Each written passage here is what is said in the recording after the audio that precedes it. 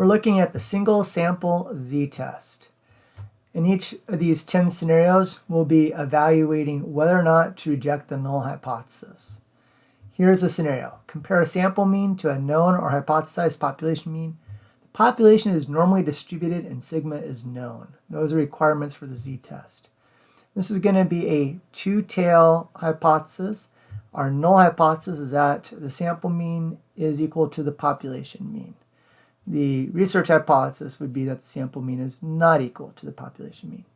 We're told the sample mean is 105.63 and the population mean is 100. Is that a big enough difference to consider it statistically significant? To figure that out, we take a look at the z-test. It's 2.05, letting us know that the difference is about a little bit over 2 standard errors. That's a pretty big difference. The p-value for a two-tailed test is 0.040.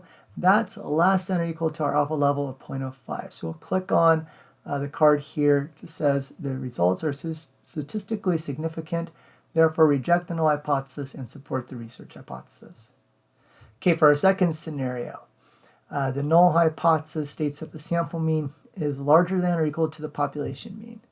We take a look at the evidence. Our sample mean of 98.79 is actually less than the population mean, so that means it's possible we might be rejecting the null. But let's take a look at our z-test and p-value. Z-test is a negative 0.28.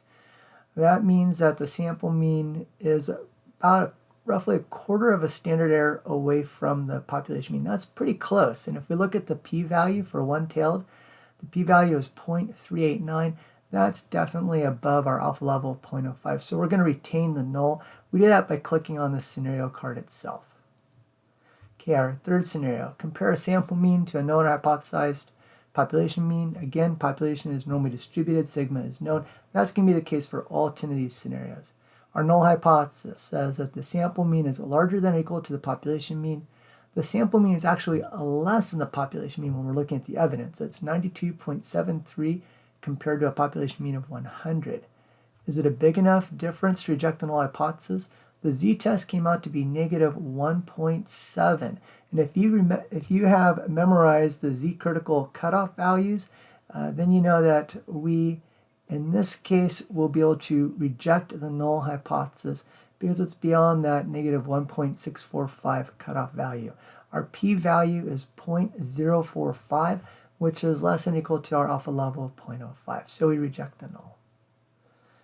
Okay, in our next scenario, the null hypothesis specifies that the sample mean is larger than the population mean. Sample mean is actually less than the population mean. It's a 94.24 compared to a population mean of 100.